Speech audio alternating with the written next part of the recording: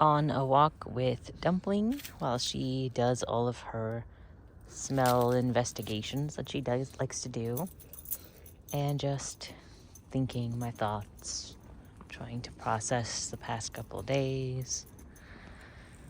It's Sunday night, and my work week is Monday through Friday, so I am kind of tasked with taking care of my body on Sundays, maybe doing some household chores, which we did do today, and then just getting ready for the week ahead. So I've got things to discuss with my boss, with my coworkers, tasks to get done, moving a computer station to another room, although there will be then a desk for someone to sit at, but they won't have a computer, so I'll have to figure that out. We'll get it done. We'll get it all done. But just thinking a lot about autistic burnout, and I tried to estimate how many major autistic burnout periods I've had in my life. I think it's at least 4, because I definitely hit one in middle school, and that was when I started forging notes in my mom's handwriting and signature to get let out of school early. This is a way that I just kind of happened upon it because I was practicing her signature, copying it, and I realized sort of the same format she always used to write a note to school to excuse me for something. And I just was like, well, what if I just excuse myself and then go home and I could just rest, because my mom will be busy. She'll be, she would drive herself to the train station and then commute to Philadelphia to be a lawyer. She would work at big law firms and stuff like that.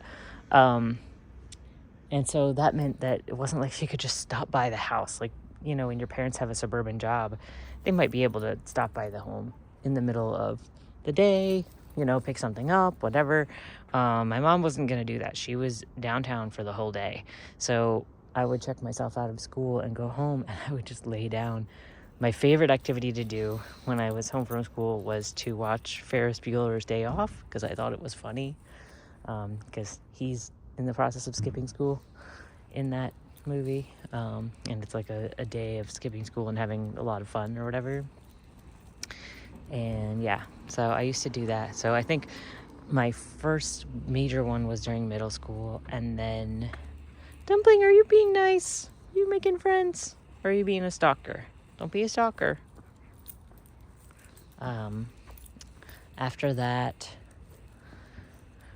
I think the next one hit when I was graduating, right when I graduated high school, and I was telling, everyone, I had a world history teacher who had been my middle school principal. So it was weird. It was like he was my middle school principal, and then he was my world history teacher. So he used to have a lot more authority over me, and then he was just a teacher. But I remembered in the class, I did really well, but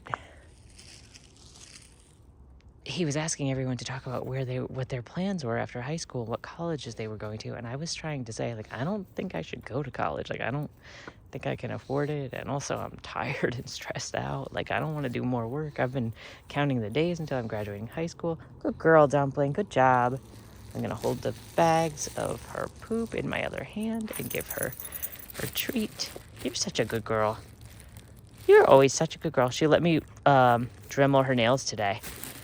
And I took a piece of her treat, which is in the shape of a log, and I broke it up into multiple pieces. And after each paw was finished, she got to have part of her treat instead of having to wait until the end. And that kind of helped her actually chill out a little bit.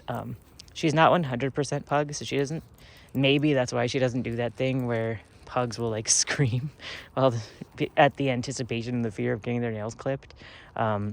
We've never cut her nails too close to the quick before, but that would be a concern. So that's why we Dremel instead. And her nails were getting quite long, so I'm glad I did that. She's going to need them trimmed again. We can get back on a schedule of once a week at some point, but for now we're going to have to do it every other day until I get them where I want them, because if you try to trim the nail back all the way in one go, sometimes the quick has gotten longer. And that's probably the case for some of her nails right now. Oop, I dropped it. Okay, hold on. Did you find it? You probably didn't find it yet. Oh, no, you did. Okay, fine. All right, let's walk. And okay, so my first autistic burnout was in middle school. And my second autistic burnout was in senior year of high school. And that one felt like it continued. Like the whole year, at the time, my boyfriend's mom, who I was really close with, like she was like the first example of a parent I'd ever had in my life who like cared about taking care of me and like making sure I ate meals and stuff, like truly like very caring. And I kind of learned like what family is supposed to be like from her. And unfortunately, in my senior year of high school, she was going through a lot of treatments for cervical cancer. And then after I graduated, but not too, like maybe about 9 months after I graduated. So fairly long, but my boyfriend was a senior at that point. She ended up dying of cancer, so it sucked. That was really like emotionally devastating and draining. And high school was also draining. And then doing the stuff to prepare for college, like no one told me I needed to like pressure my mom to like pay for SAT testing and like have me look at colleges and stuff like that. And my mom was so overwhelmed with her work, like I didn't like asking her for anything at all, not even food. Like I had to truly be really suffering and crying and breaking down, melting down before I would ask her for anything. And that was the way my life always was. That's like being an autistic person, being raised by neurodivergent people, because my mom was at least diagnosed with ADHD. So yeah, I don't know. So that was my second autistic burnout, was during senior year of high school, and really lasting after that year, as well as my years of undergrad. Like it felt like it was a nonstop burnout that lasted like 3.5 to 4 years. When I finally was like, I can't do it anymore, and dropped out of college and just stayed in the workforce. So like I was at an internship for my career. So I was working as like a junior software developer, and specifically my position was user interface and user experience development. So I didn't do like the UI UX design, but I was responsible for developing it. And I had to work with the people who were the designers, or at one company it was like really corporate, so they had like someone who made specs and people who approve the specs, and then you make things exactly to spec, and then if something doesn't quite go right in the implementation of it, they go back and change the spec, and then you can make the change in the code. Like that's the really corporate way of doing the development cycle. But then the like a lot more agile development cycle at the job I had when I dropped out of college, it was more just like there was a guy who his position was like business analyst, but he also had an interest in design, and he would like make little mock-ups and stuff. Dumpling, cross all the way. We can't just cross in the middle of the street. It's just that it's nighttime. No, Dumpling, all the way. Cross all the way. Good girl. No, let's keep walking. No treat for that, because that was actually kind of dangerous. So yeah. Honestly, I don't know. Maybe I feel like I was still in autistic burnout. So like I continued to work there for a while, but eventually they let me go. They probably thought it was weird that I dropped out, honestly. I don't know. But I decided I was going to have my son, and I was pregnant and everything. And I had a lot of energy at that point for all the things that I had to do for that. Dumpling, we're not going to work. We're going home. We're going to go home, okay? Are you ready? We're going to cross and we're going to go home. No, you're crossing to the sidewalk. Good girl. Okay, now take me home.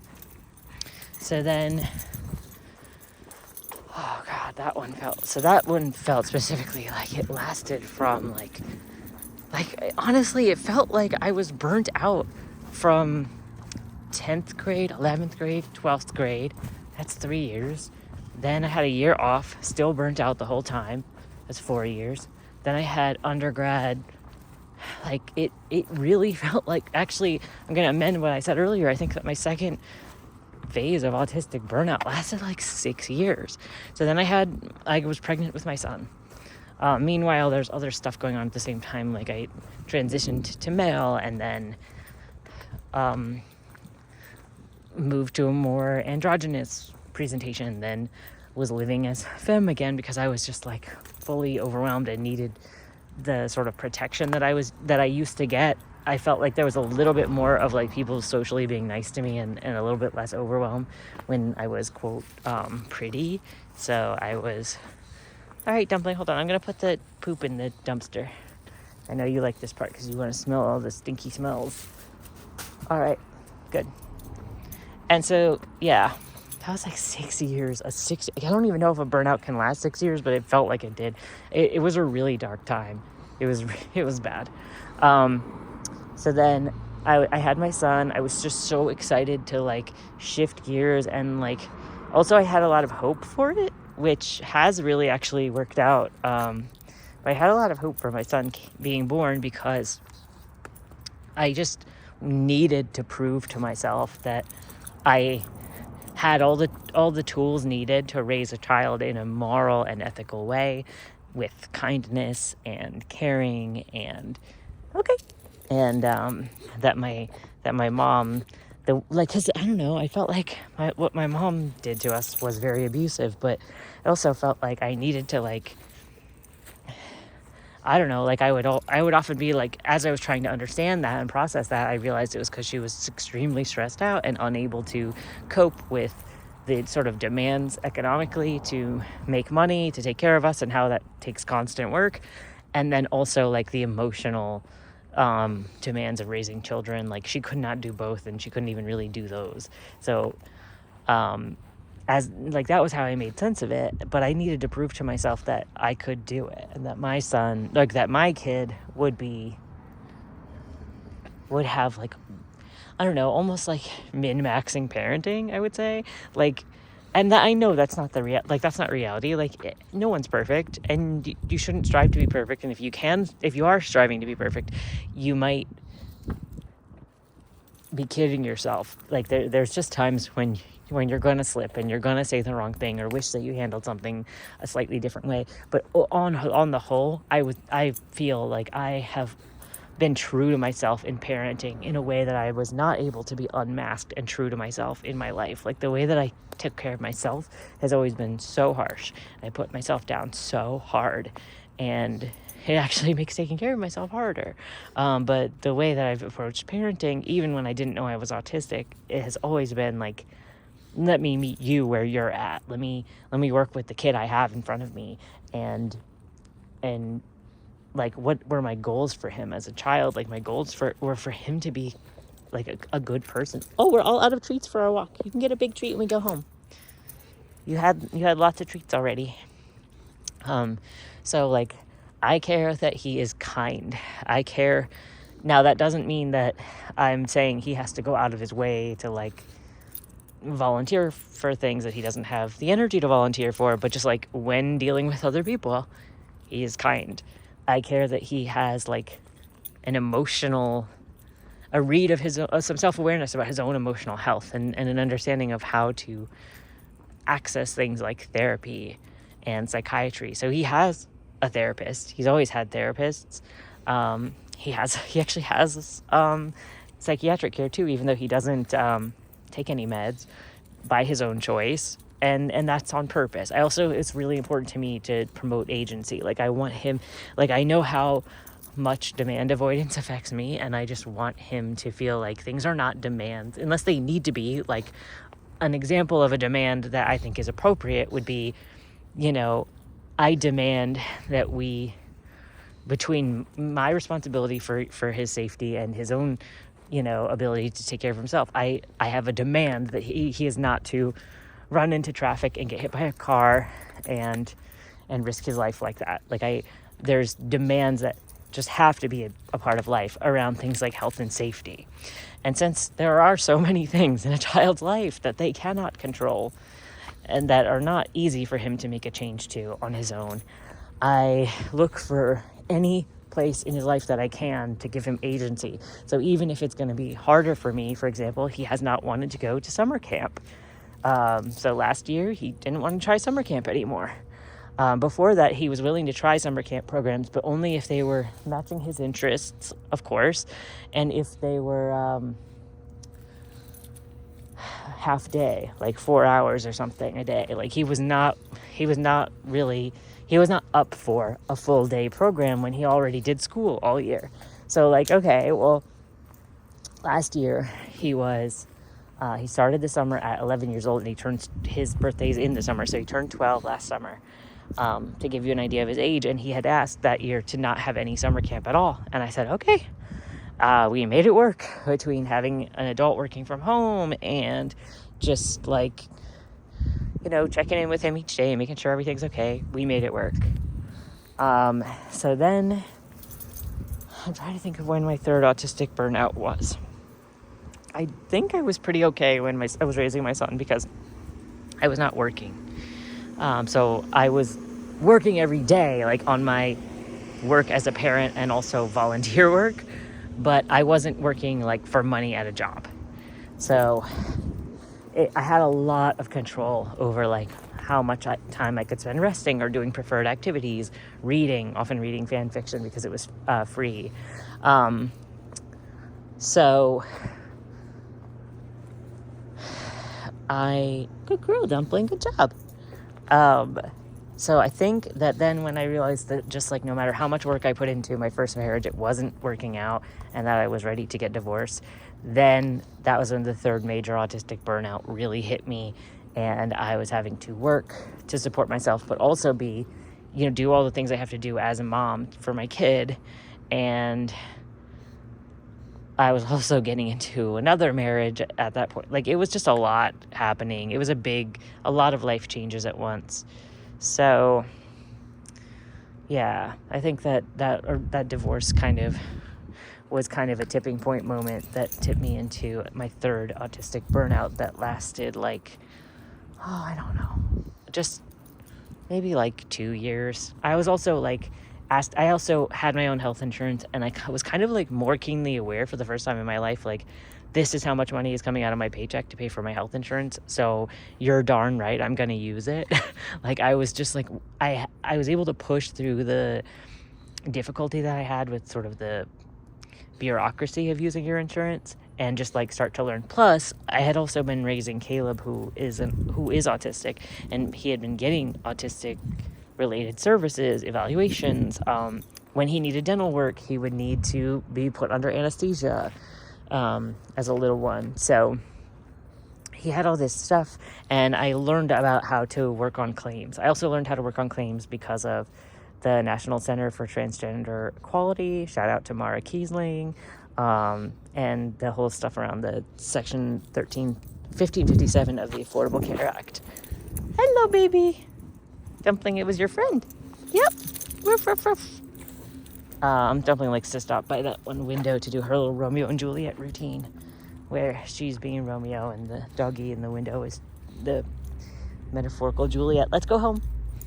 And anyway, so I just was you know what? I had a lot more help during my third autistic burnout. So I was breaking down crying. I was having meltdowns all the time, probably every day.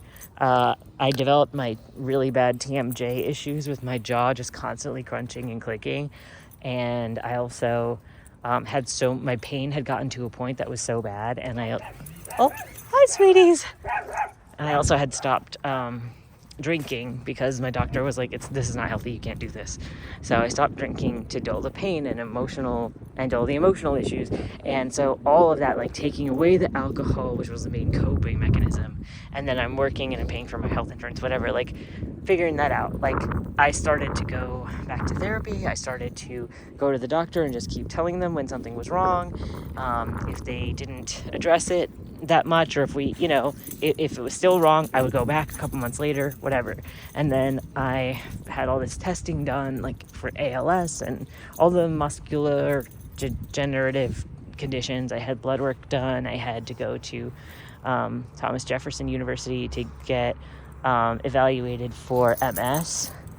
and just all this stuff. And then ultimately, I finally got with a rheumatologist who was able to diagnose me with fibromyalgia.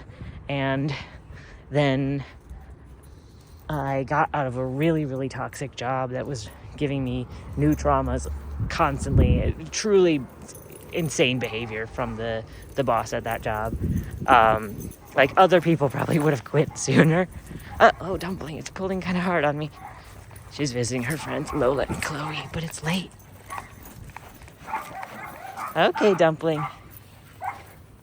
Hello, Lola and Chloe, good night. She's making her rounds, saying good night. And then I had a really good job, my current job, which I really love, and I have great people that I work with. And it's the most accommodating, most understanding place I've ever worked. And I just, at around year 3 there, I started to I was giving 200% every day, and I couldn't keep doing that. I was no longer able to take care of myself. I wasn't eating, I wasn't bathing, I wasn't able to wake up to help my son do his routine in the morning. Like, everything got really, really hard for me, and it kind of broke down. And then I had a really bad social issue come up where, like, it was bad. Like, I really hurt someone's feelings and did not mean to at all. And I know it wasn't my fault how it happened, but I still felt really bad that I hurt her feelings. So that really prompted me to take my thoughts that I'd always had in my head going back to like age 12, like, I think I'm autistic. I think this describes me. I think I have Asperger's. I think I'm autistic. Going back online, taking tests. I had gone to therapists before and asked them. So then I went to, I finally got evaluated. And I think it was because of I was in my 4th autistic burnout at that time. And because of that big social thing that I was like, I just don't like that I can't read people and that I try so hard and still fail. Especially like spending my time and money too to try to learn people's interests, and I really try. Like, I genuinely try. But when you're honest all the time, people don't like that. Like, I'll catch people in a lie sometimes, and I don't care. Like, I'm not emotionally affected by it, but like, I still notice it, and it's the part where you're supposed to pretend you don't notice things that are really happening. I can't do that easily. Like, I can't pretend not to notice something. So yeah, that was I think I came out of my 4th autistic burnout, like, I don't know, I'm having a soft landing for it, I guess. So I don't know, either I'm still starting to heal and come out of it, or I haven't come out of it yet, but it's soon that I'll be out of it. I don't know, but it's been lots of recovery, right, Dumpling? You're my recovery buddy. You keep me so comfortable and happy. She likes to lay on me and be a counterweight. She's awesome. All right, bye guys. I'm gonna take Dumpling up and get her big treat because she's such a good girl, right, Dumpling? And we'll see if we can make it through life without ever having another bout of burnout again. Or if we do, we will have more tools to manage it. Morgan Foley just had a video where she talked about how people need to have a casual hobby, and I think that my casual hobby is succulents, although I don't know if I'm that casual. I just like how tending to the plants is like, if you don't feel like doing it today, you don't have to do it today. They'll probably be happy, honestly, to not have extra water put on them. Dumpling, you want to show everybody your happy circles that you do when you, oh God, you're so wiggly. Okay, here's your happy circle. There she goes. All right, bye guys.